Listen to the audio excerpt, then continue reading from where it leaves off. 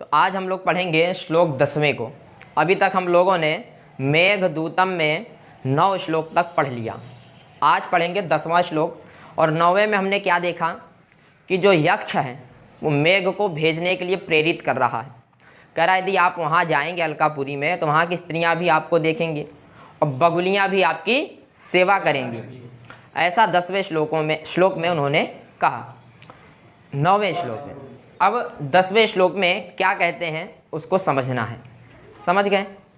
तो एक बार हम लोग बोलेंगे, उसके बाद श्लोक को समझेंगे कि इसमें क्या कह रहे हैं। तांचावास्यम देवस गणना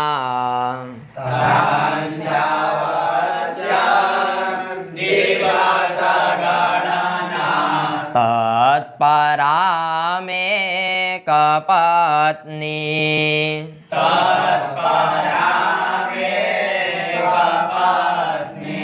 मव्यापन्ना मविहत गतिर्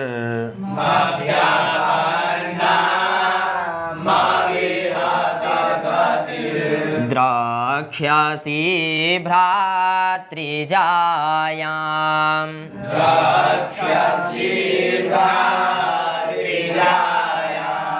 आशाबन्धः कुसुमसदृशम्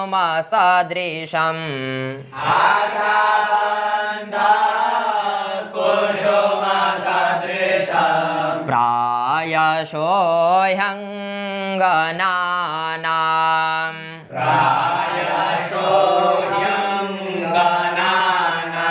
सद्यः पाति प्राणयि हृदयम्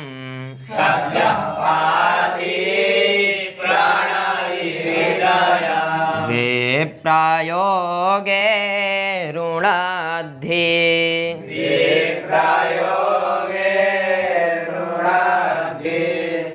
ठीक है ना? तो देखिए इस श्लोक में क्रियापद है द्रक्ष्यसि। क्रियापद क्या है? द्रक्ष्यसि। यह लृट लकार का रूप है भविष्यत काल में। मध्यम पुरुष एक वचन में बनता है द्रक्ष्यसि।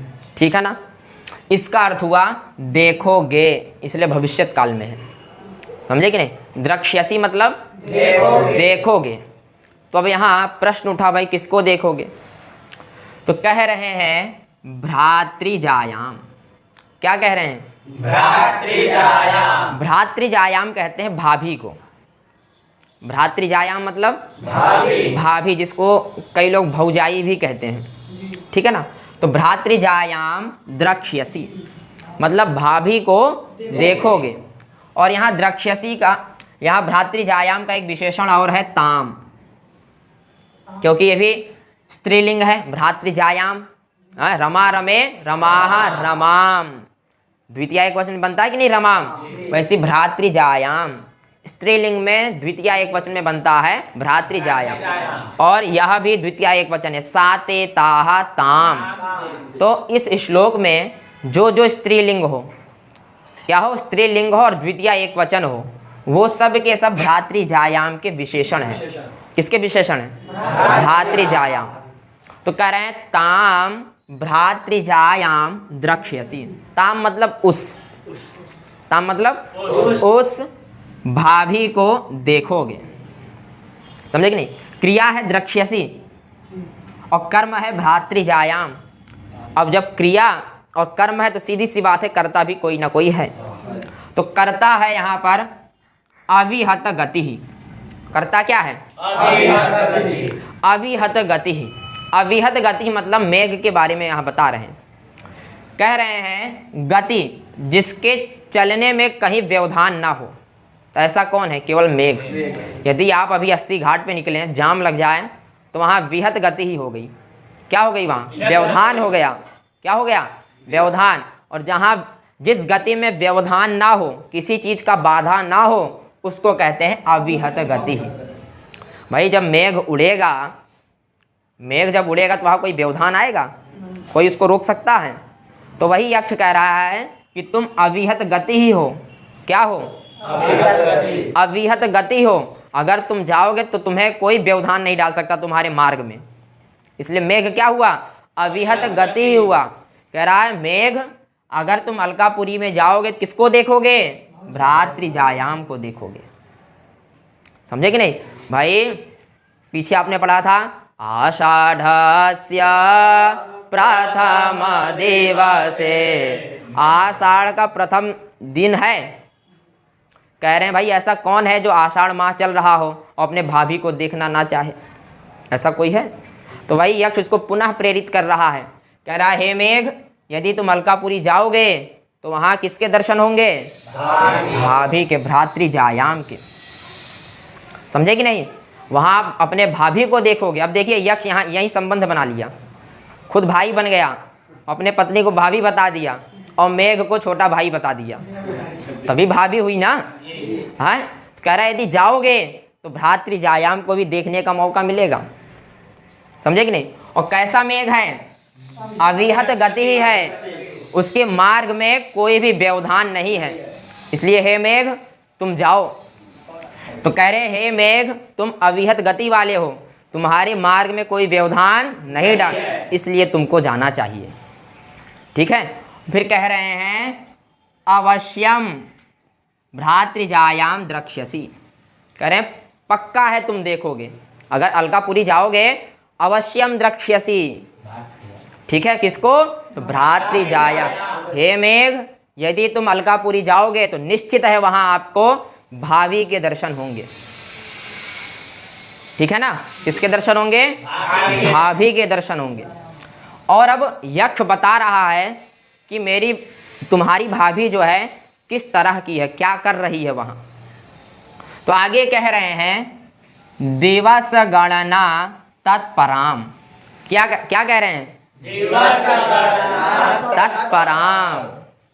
ठीक है, दिवस मतलब दिन, गणना मतलब जो गिने, और तत्पराम मतलब जो उसमें तत्पर हो, जो दिनों को गिनने में तत्पर है। जो आपकी भाभी है वो मेरे प्रत्येक दिन को गिन रही है। क्या कर रही है? प्रत्येक दिन को गिन रही है कि कब 1 साल पूरा हो और कब यहाँ यक्ष जी का आगमन हो। इसलिए हे मेघ, हे अविहत गति ही, हे अविहत गति, हे मेघ तुम्हें जाना चाहिए। तुम्हारी भाभी बहुत परेशान होगी। आषाढ़ माह खत्म होने वाला है, श्रावण प्रारंभ होने वाला, और जो आपकी भाभी हैं वो प्रत्येक दिन को गिन रही है कि अब 8 महीना बीत चुका है, 4 महीना और बचा। इसलिए मेघ तुमको जाना चाहिए। ठीक है। और आगे क्या कह रहे हैं? कह रहे हैं आपकी जो भ्रातृजायाम है एक पत्नीम है, ये माँ उधर जोड़ देना। ठीक है, क्या है? एक पत्नीम, वो पतिव्रता है। क्या है? पतिव्रता है, उसका एक ही पति है। जो आपकी भाभी है उनके एक ही पति हैं। तो कह रहा है जो आपकी भ्रातृजायाम है वो कैसी है? एक पत्नीम है। उनका केवल मैं ही एक पति हूँ, 2-4 पति भी नहीं है कि चलो एक रामगिरी में है तो 3 उसके पास हैं। एक पति है उसका, इसलिए वो एक पत्नी वाली है, इसीलिए वो पतिव्रता है। इसलिए वो क्या है? पतिव्रता है। कह रहा है आपकी भाभी दिवस गणना तत्पराम है, प्रत्येक दिन को गिनने में तत्पर है। प्रत्येक दिन गिनती है कि आज 1 दिन बीत गया, आज 2 दिन बीत गया। ऐसे गिनते गिनते वो 8 महीना तक गिन चुकी है, अभी 4 महीना में और गिनना है उसको। और कह रहा है कि एक पत्नीम है और वो पतिव्रता है। क्या है? आपकी भाभी पतिव्रता हैं, इसलिए मेघ तुमको जाना चाहिए। इसलिए मेघ तुमको जाना चाहिए। और आगे क्या कह रहे हैं? कह रहे हैं चा। चा मतलब और अव्ययापन्नाम है। क्या है? अव्ययापन्नाम। कह रहा है आपकी भाभी जो है वो क्या है? अव्ययापन्नाम है। देखिए व्यापन्नाम मतलब होता है मर जाना, व्यापन्नाम मतलब मर जाना। लेकिन यहाँ यक्ष क्या कर रहा है? क्या कह रहा? अव्यापन्नाम। क्या कह रहा है? मतलब आपकी भाभी जीवित हैं। व्यापन्नाम मतलब जो मर जाए उसको कहते हैं व्यापन्नाम। ठीक है। और अव्यापन्नाम मतलब जो जीवित हो। ठीक है। तो कह रहा है यक्ष मेघ से कि तुम्हारी जो भाभी है वो क्या है? अव्यापन्नाम है, एक पत्नी में है, और दिवस गणना तत्पराम है। इसलिए मेघ तुमको जाना चाहिए। वो आशा लगाई हुई है, इसलिए तुमको जाना चाहिए। समझ गए? अब देखिए, भ्रातृजायाम द्वितीय एक वचन था, और यहाँ द्वितीय एक वचन कहाँ कहाँ मिला? दिवस गणना तत्पराम में। ताम, अव्यापन्नाम, ये सब भ्रातृजायाम के विशेषण हैं। ताम भी भ्रातृजायाम को ही बताएगा, दिवस गणना ये भी भ्रातृजायाम को बताया। अव्यापन्नाम, कौन अव्यापन्नाम है? भ्रातृजायाम। समझे कि नहीं? तुम्हारी भाभी। और मेघ अविहत गति वाले हो, तुम्हारे मार्ग में कोई व्यवधान नहीं डाल सकता, इसलिए तुमको जाना चाहिए। इतनी बात समझ में आई? क्या पहली और दूसरी लाइन समझ में आ गई? ठीक है। अब जब यक्ष ने मेघ से इतना कहा तो मेघ ने एक प्रश्न किया यक्ष से कि अच्छा एक बात बताओ, तुम यहाँ लगभग 8 महीने से पड़े हुए हो, 8 महीने से पड़े हो कि नहीं? तो तुम ये कैसे कह सकते हो कि जो भ्रातृजायाम है वो अव्यापन्नाम है, वो जीवित है? आप ये कैसे कह सकते हो? एक पत्नी में है, ये कैसे कह सकते हो?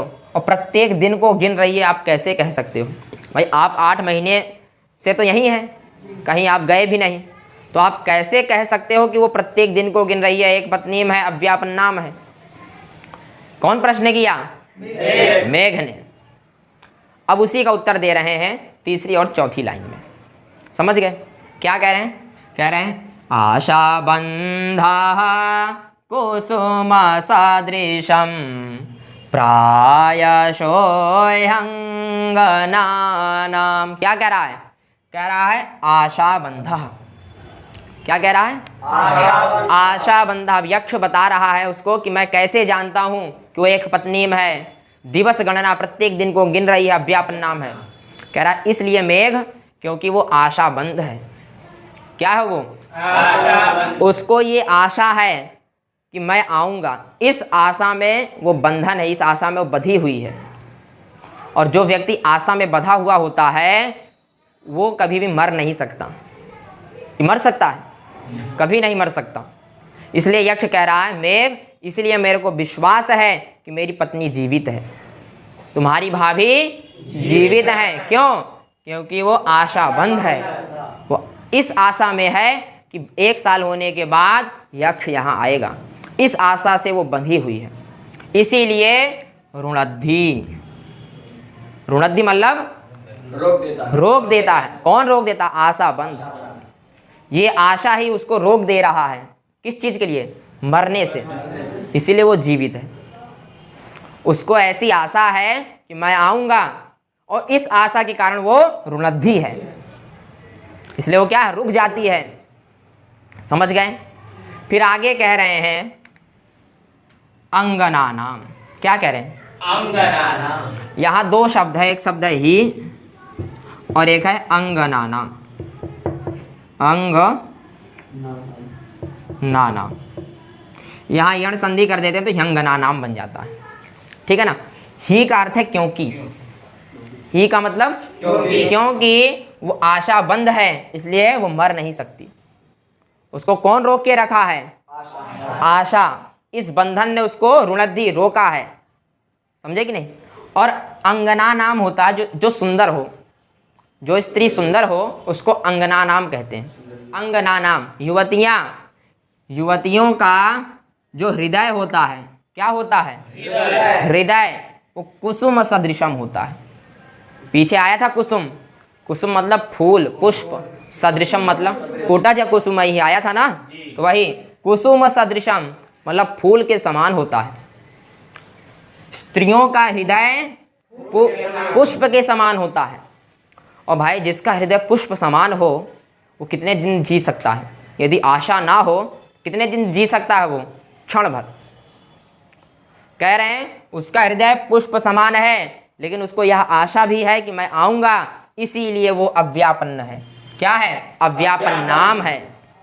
समझ गए? इसलिए मेघ तुम्हारी भाभी जीवित है। समझ गए? और फिर आगे कह रहे हैं विप्रयोगे, मतलब वियोग में। विप्रयोग मतलब वियोग होना। समझे कि नहीं? विप्रयोग मतलब वियोग। और सद्यः पाति, सद्य मतलब होता है शीघ्र नष्ट हो जाना, पाति मतलब गिर जाना है फिर नष्ट हो जाना, है ना, कहते हैं ना भाई तुम्हारा विनाश हो जाए। तो सद्यापाती का अर्थ है शीघ्र विनाश हो जाना, शीघ्र नष्ट हो जाना। भाई जिसका हृदय फूल के समान हो, जिसका हृदय कैसा हो, फूल के समान हो, और वो वियोग में हो, तो सद्यापाती होगा कि नहीं भाई? वो उसका जीवन जल्दी नष्ट हो जाएगा। आपने देखा होगा लोग प्यार में फांसी लगा लेते हैं। क्यों लगा लेते हैं? क्योंकि उनको आशा नहीं होती। अब उनकी ये आशा छूट जाती, मेरी इससे शादी होगी। अगर आशा हो तो क्या वो सद्यापाती हो सकते हैं? नहीं। कभी नहीं। तो यक्ष कह रहा है तुम्हारी भाभी का हृदय जो है, मतलब सुंदर स्त्रियों का जो हृदय होता है वो कुसुम सदृशम होता है, वो पुष्प के समान होता है। कह रहा है तो पुष्प समान है और विप्रयोग में है आपकी भाभी, वियोग में है, लेकिन तो भी वो जीवित है, तो भी वह क्या है तुम्हारी भाभी? क्यों? क्योंकि वो आशा बंद है। उसको ये आशा है, उसको इस आशा ने रोक के रखा है कि मैं आऊँगा एक 365 दिन के बाद। समझे कि नहीं? नहीं, इतना होने के बाद भाई कौन ऐसा जो जीवित रहे? कोई है? फिर कह रहे हैं प्रणयी हृदयम। क्या कह रहे हैं? प्रणयी हृदयम, प्रेम पूर्वक, जो प्रेम से पूर्ण हो ऐसा हृदय। प्रायशो मतलब प्रायः, अक्सर, रुणद्धि, रुक जाता है। समझे कि नहीं? प्रायशः मतलब प्रायः, जिसको आप हिंदी में कहते हैं अक्सर।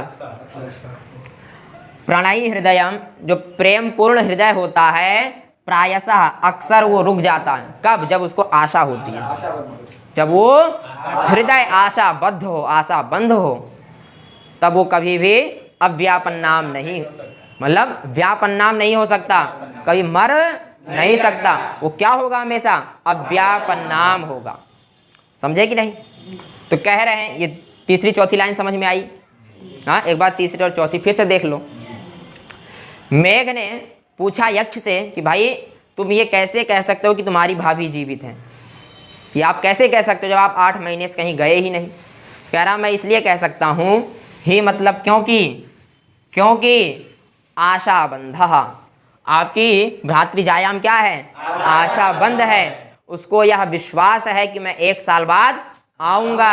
आशा बंद इसलिए रुणद्धि, यही आशा उसको रोक देता है मरने। जब वो मरने, अगर मान लो मरने जाए भी, तो आशा उसको रोक देता है, नहीं 1 साल बाद यक्ष आएगा।